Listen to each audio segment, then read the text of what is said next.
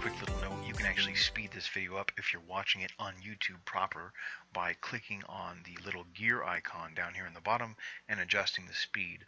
Most people can very comfortably listen at least 1.5 speed or 2 times speed, and it'll make a 20-minute video only 10 minutes long, which is really nice. So enjoy that little tidbit, and I hope that you find this helpful. Alrighty, this is a quick little video tutorial to show you how to set up a Google Voice number, as well as how to set up your email within Gmail so that you can kind of have a mobile workstation. So here's my Gmail account, nice and empty. It's actually kind of not a dummy account, but it's one I don't use very often. To set up emails, you want to come up here to Settings. It's the little gear box, and then Settings. And you want to come over here to Accounts and Imports. Now, if you have an email account with your email provider, you're going to have to go and get the information from them. I actually do through Bluehost. So I'm going to go log into my Bluehost account. And you're not going to see my password, unfortunately. But I want to show you what it looks like. And they're going to probably yell at me because I have a lot of stuff on my site I need to clear off.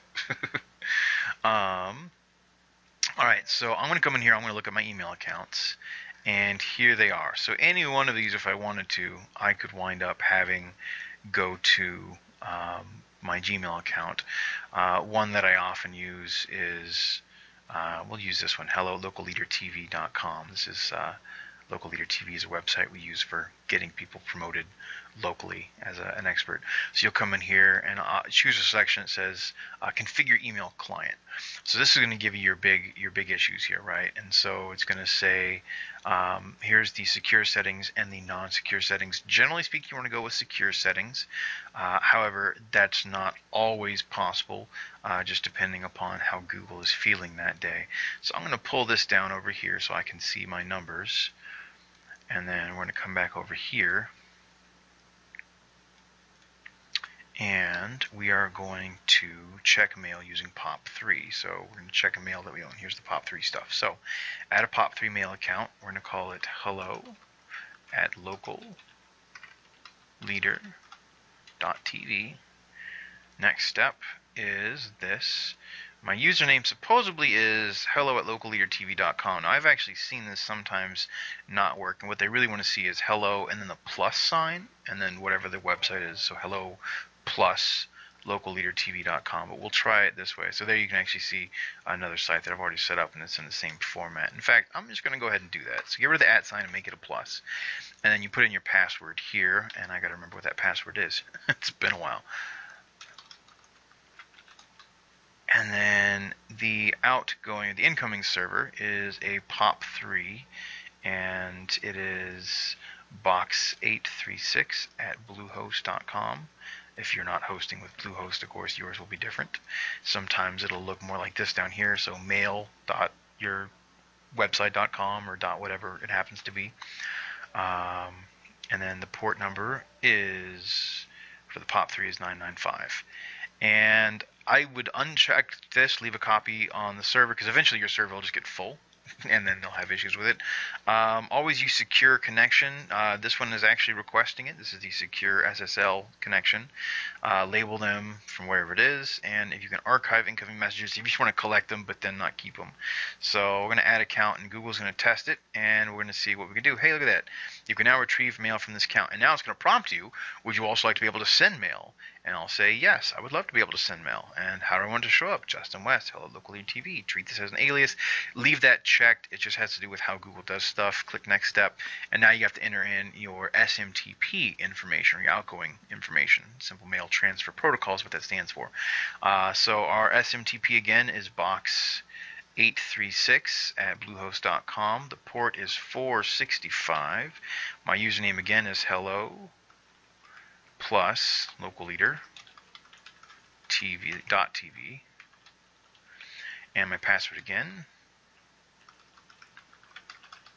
is the same. And I'm going to click add, and it's probably going to check credentials here, and hopefully it'll return something good. Now it's going to send an email to that email account.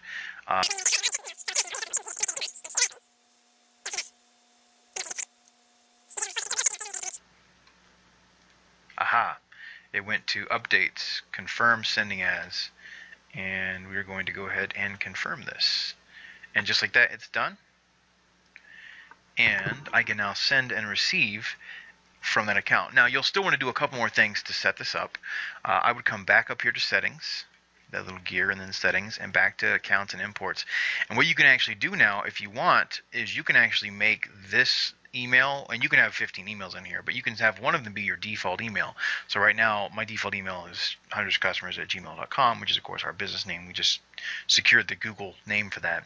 But then if I want to have Hello at Local Leader TV, I could just come in here and click Make Default, and all of a sudden, that's my default. And what that means is, if I open up a Compose window, what you'll see is now the from is always going to start off as Hello at Local Leader TV. Now, there's some other things you can do. Right here it says always reply from default email address, which is this one, or reply from the same email address the message was sent to. I always check this personally, which means if somebody is emailing me, hundredsofcustomers@gmail.com, then when I hit reply, the reply will come from hundredsofcustomers@gmail.com. If they send an email to hello at Local Leader TV, the reply comes from hello at Local Leader TV. If they send it to Justin at spammyemail.com, then the reply comes from Justin at spammyemail.com, right? So that's how you get that set up. I also recommend setting up, and it automatically saves. You don't have to hit a save button or anything. But I would come over here and I would go to your, I believe it's the General tab, and you can come down here and you can set up a signature for either of your accounts. So my Hello at Local Leader TV, I could say, sincerely, Justin West, Local Leader.tv, and then you can actually do this. When it does this, it actually comes as kind of a weird add-on, but this actually is your signature. So if you want it to actually just be your signature here on out, and people don't have to worry about, clicking it, or sometimes they won't see it, then you can click that. This one you will have to come down here and click Save Changes, however. So now, whenever I compose, I'm sending it from here. I don't want to send money, but there's that signature right there, so I don't even have to worry about signing my letter and say, hey Bob, check this out, and send it to Bob, and that's it, or Bobo. So that is the basic gist of setting up your email within Gmail. I hope you found that helpful. Now, if you want to also set up Google Voice, you need to first activate Google Voice. And to do that, you go to voice.google.com. And it'll say, please note Google Voice is available in the U.S., and you will need to verify an existing U.S. phone number to get a Google Voice number. I accept Google Voice's terms of service. Now, I already have Google Voice set up on my cell phone, so if I'm going to set this up, I don't know if it's actually going to work, because it's going to wind up trying to take it off of my other one. But I'll go through the motions so you can see what that looks like roughly. So you want a new number, or you want to use your mobile number. I would recommend getting a new number, because you can use that as kind of a blanket number for everything rather than just your voice number.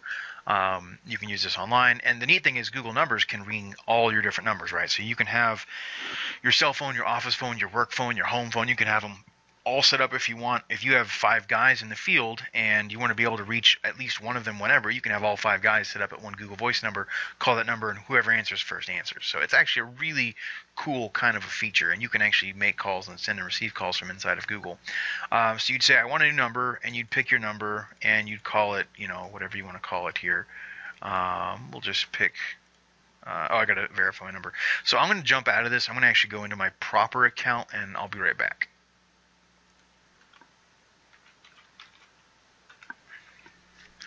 Alright, here we are in my proper account. I will probably blur out some of the sensitive data here. But if we come up here into the settings, you can see how I have it set up. This is my Google Voice number. It's in my signature as well. You can change it if you really want to. I recommend leaving it the same once you got it there. You can delete it. You can transfer it if you want to. And then here's some of the options. So I have calls forwarded to my email, my actual Google account. This is my real one. And I also have them forwarded to my cell phone, so that I can send and receive text messages on this phone. But actually, I've changed some of these options. If you have an Android phone, and I think iPhone now has this as well, you can actually get the Google Voice app, and then you can send and receive messages within that. And actually, I think it's now the Hangouts app, so they've actually changed it a couple different times. But if you just have like an old school cell phone that's not like a smartphone, then you'll want to do this. You can send and receive text messages on this phone, and it'll also notify you of voicemails via text if you want that. I have them turned off because I have a smartphone that's an Android phone that incorporates all this stuff anyway. Voicemail, so there's your options up here at the top you want to go through. You can actually record a new voicemail greeting. You can play your voicemail greeting. You can also record your name so people can hear who they're talking to. You can have email sent to you whenever you have a voicemail. You can actually have it sent to multiple people. You just click the add new email address. Text forwarding. You can forward email, or you can forward text to your email as well. You can change your voicemail pin if you need to, so you can call it up. Actually, if you call it from your cell phone that's registered, you just go right in. You don't even have to hear it, I don't believe, and you don't have to enter a pin. And if you have the app actually downloads the voicemails for you as well. So I'm a big Android fan. I'm a big Google fan. And you can actually have it transcribe voicemails. This is a really cool feature if you're somewhere where you don't have time or energy to listen to a voicemail. You can actually just take a quick glance at your phone or your email, and it'll give you an idea of what that looks like. So just to give you an idea of what that looks like, I'll see what I can do here. Actually, come up to the inbox, and I'll find one of these that you can see. So here's a guy that I was working with. His name was actually Joe, not Joel. But I could figure out from the bulk of his we spoke yesterday, give me a buzz at this sort of time. And it actually grays out when it doesn't know for certain if it got the words correct until you click on it, and then it messes everything off. There we go. So it actually lets you know that it's making its best guess at some of these areas. And now Google's being very, very sensitive. You can actually help Google get better by donating voicemails and whatnot. So this is how that works. It's really pretty intuitive. It's not very difficult. So come back up here to settings, and we are in voicemail and text. So everything is just what it says. There's even little help buttons if you need it. Calls. Call screening is kind of neat. It's kind of like having an answering machine where you could listen to who's calling and then pick up in the middle if you want. The thing is nobody does that anymore, so it's kind of weird. I have it on. I've actually considered turning it off in the past. I'll probably actually turn it off in the near future, but there's a couple other features. I think if you turn it off, it tells you, yeah, there you go.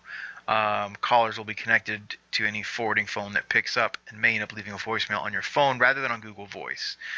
Before you can turn call screening off, you should make sure to activate Google Voicemail for your mobile phones and to lengthen the ring of your other phones to over 30 seconds. So that's one of the reasons I never got around to actually turning it off. And it's kind of interesting to be able to like listen in, especially when it's an automated sales call and you're like, wow, I'm glad I dodged that number.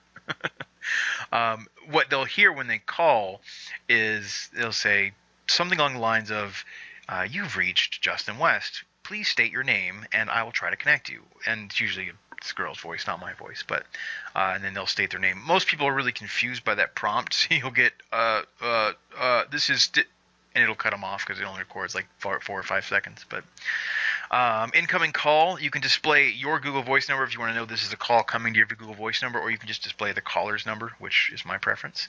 You can actually do not disturb. So if you know that there's certain times that you want to not be disturbed during certain hours, or right now, you can do that. I believe there's also a place in here to actually do like a calendar. You can put missed calls in your inbox. You can email missed calls to yourself. You can hit 4 to record calls, and it plays a little recording when you do it. It's only for inbound calls. So when somebody calls you, you can press 4 and record the number. You'll hear the lady come on and say, "This call is now being recorded," or something along those lines. You press 4 again to stop. I've noticed there's actually an issue with it where it kind of cuts out audio about every 4 or 5 seconds for about a half a second. So it actually makes it kind of difficult to even hear somebody when you're recording it. They may get that fixed at some point, but I've never really liked it. I've only used it occasionally when I'm doing like an interview over the phone and I say, "Hey, do you mind if I record this?" So that you know. And every so often you'll accidentally press it with your ear. So I'm giving you the full guide. I hope you don't mind. And global spam filtering. Send calls and text messages from numbers identified as spam by Google directly to the spam folder. I haven't done this only because I fear that Google may not be perfect in that. And I do a lot of marketing, and so sometimes the stuff that we do is recognized as spam because enough people complain about it, even though we try and stay always very white hat above the board. You can't please everybody all the time, right? So I'm often hesitant to use something like this, but if you don't do a lot of outright marketing the way we do, you may want to turn that on.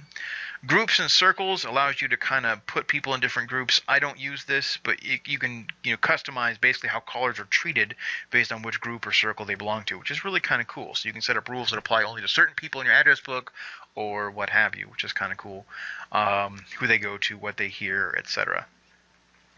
So you can do all sorts of stuff, and you can do it within Google Circles and whatnot, which is Google's answer to social media, Google Plus, but that's not over there. The call widget, you can actually put that on your phone. You can add a call widget put that on your blog so people can click to call you. You can also just use click to call functionality, which looks like this. It's an HTML code, so it'll be open bracket href equals tel : and your number -740-521-4546 close caret, and then you'd say call me or click to call, and then you close it with a /a close. And just to see what that would look like,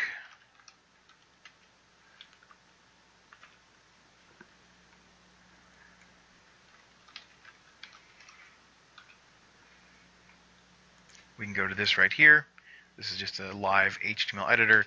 I posted it and it says click to call. You mouse over it and theoretically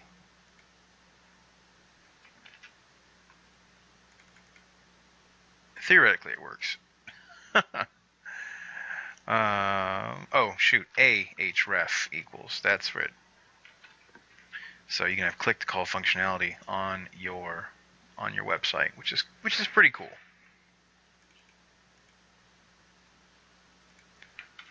There we go. It would help if I can type.